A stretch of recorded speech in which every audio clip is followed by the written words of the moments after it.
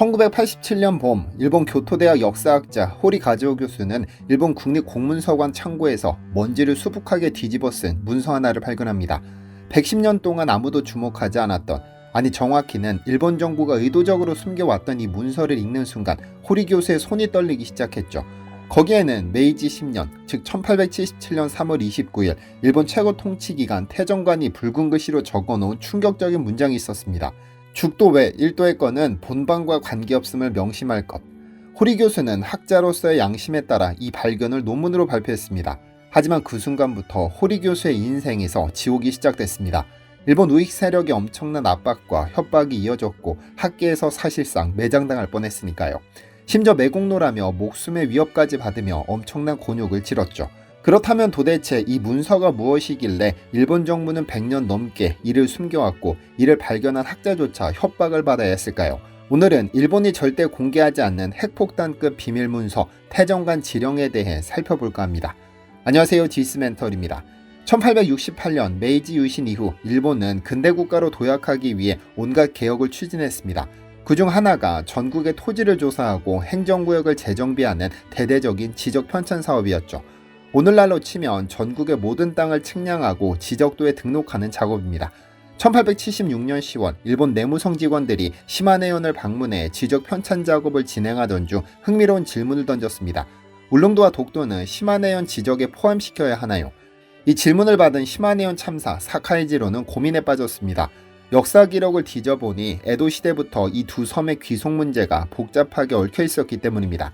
이에 사카이지로는 10월 16일 당시 내무경이었던 오쿠보 도시미치에게 정식 질의서를 올립니다.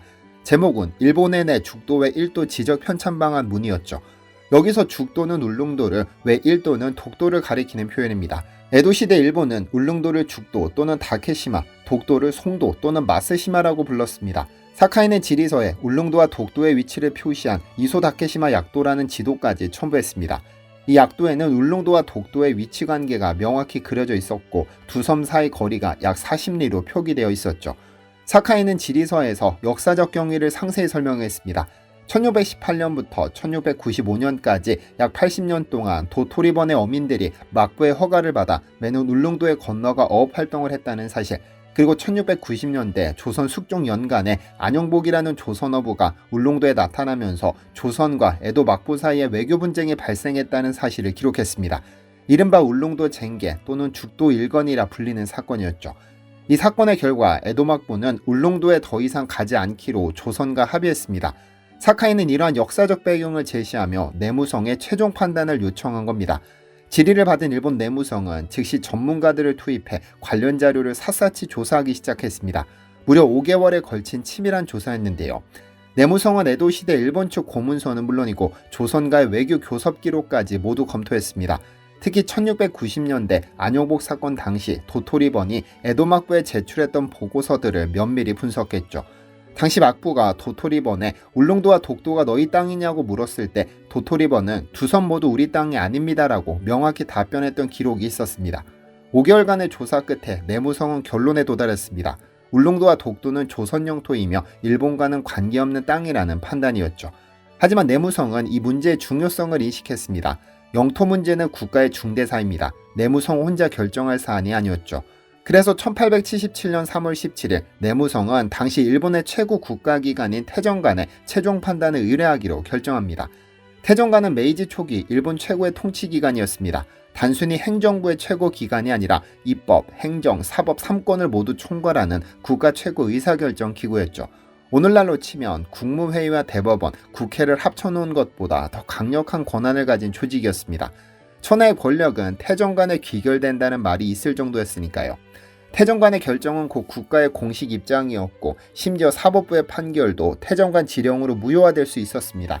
1877년 3월 17일 내무성은 5개월간의 조사 결과를 담은 품위서를 태정관에 제출했습니다. 품위서에는 시마네현이 제출한 모든 자료와 내무성의 조사 결과, 그리고 울릉도와 독도는 일본과 관계없는 땅이라는 결론이 담겨 있었습니다. 태정관 조사국은 이 품위서를 받아 자체 심사를 진행했습니다. 그리고 3월 20일 내무성의 견해를 전적으로 인정하는 지령안을 작성해 태정관 회의에 상정했죠. 3월 27일 태정관 회의가 열렸습니다. 당시 우대신이었던 이와쿠라 도모미가 주재하고 참의였던 오쿠마 시게노부 등 일본 정부 최고의 관료들이 참석했습니다.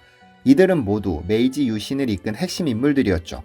회의에서는 내무성이 제출한 자료들을 면밀히 검토했고 참석자 전원이 내무성의 결론에 동의했습니다.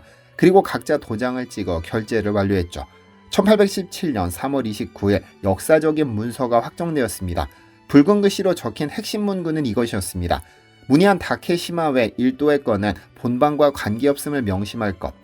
일본 최고의 통치기관이 공식적으로 울릉도와 독도가 일본 땅이 아니라고 선언한 순간이었습니다.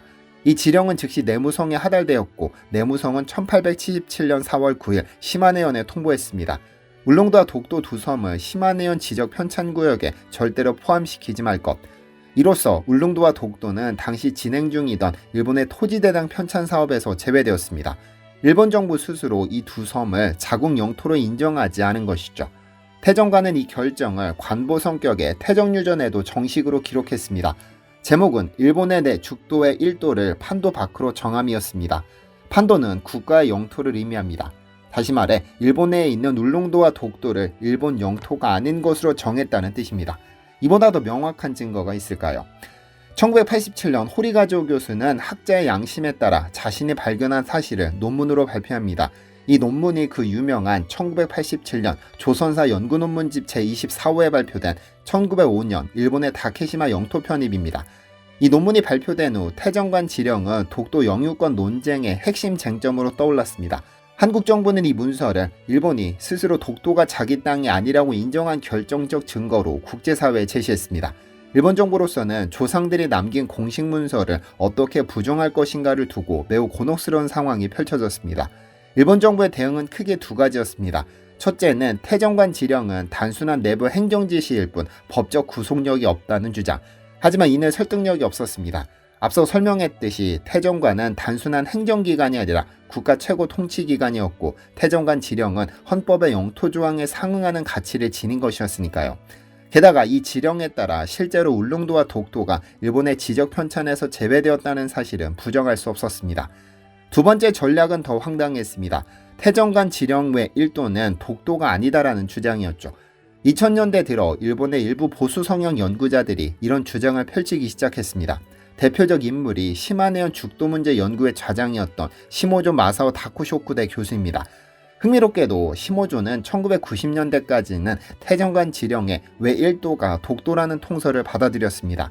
하지만 2007년경 돌연 자신의 견해를 180도 뒤집었죠. 시모조의 새로운 주장은 이랬습니다. 시마네현이 올린 보고서에서는 죽도의 일도가 울릉도와 독도를 가리켰지만 내무성과 태정관은 둘 다 울릉도라고 착각했다. 다시 말해 하나는 실제 울릉도이고 나머지 외 일도는 울릉도와 동일시된 가상의 섬이라는 것입니다. 메이지 정부가 울릉도를 두 개로 착각해서 지령을 내렸다는 황당한 해석이었죠. 이런 시모조의 주장은 일본 학계 내에서도 즉각 비판을 받았습니다. 일본 사학자 이케우치 사토시 교수는 관련 사료를 철저히 분석해 시모조의 주장을 조목조목 반박했습니다. 죽도의 일도는 말 그대로 죽도와 그 밖에 또 하나의 섬으로 해석해야지 다른 뜻으로 볼 여지가 없다고 단언했죠. 이케우치 교수는 시모조가 인용한 사료 해석에 여러 오류가 있음을 지적했고 결국 시모조는 자신의 논거 일부가 잘못되었음을 인정하고 주장을 수정했습니다. 하지만 명확한 대안을 제시하지는 못했죠. 시모조의 뒤를 이어 연구회를 주도한 스카모토 다카시는 한술 더 떴습니다. 그는 태정관 지령에 죽도의 일도를 울릉도와 또 하나의 울릉도로 해석했습니다. 문자 그대로 두 섬 모두를 울릉도라고 주장한 것이죠. 이는 일본어 문법상으로도 말이 안 되는 주장이었습니다. 왜 일도라는 표현은 그 밖에 한 섬을 의미하는데 이것이 같은 섬을 가리킨다는 것은 언어의 기본 논리에 위배되니까요. 이케우치 교수는 스카모토의 견해를 이치에 맞지 않는 해석이라고 강하게 비판했습니다. 실제로 스카모토 본인도 자신의 주장에 대한 학계의 반론에 제대로 대응하지 못하고 침묵할 수밖에 없었습니다. 결국 일본 측은 태정관 지령에 죽도의 일도가 정확히 무엇을 가리키는지에 대해 명확한 통일 견해를 내놓지 못한 채 상황에 따라 해석을 바꾸는 모습을 보이고 있습니다. 심지어 두 섬 모두를 울릉도로 치부하는 주장까지 나왔으나 이는 객관적 사료나 통상적 언어 해석과 거리가 먼 견강부회라는 평가를 받습니다. 태정관 지령이 우리에게 던지는 메시지는 분명합니다. 역사의 진실은 아무리 숨기려 해도 결국 사실이 드러난다는 점입니다. 일본 정부는 110년 동안 이 문서를 숨겼지만 1987년 양심적인 일본 학자에 의해 세상에 알려졌습니다.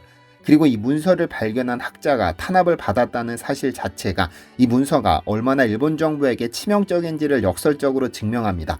일본 정부와 일부 우익 학자들은 온갖 해석을 동원해 태정관 지령의 의미를 축소하려 애쓰고 있습니다. 두 선 모두 울릉도라는 황당한 주장까지 나왔죠. 하지만 이러한 시도는 오히려 그들의 논리적 궁지를 드러낼 뿐입니다.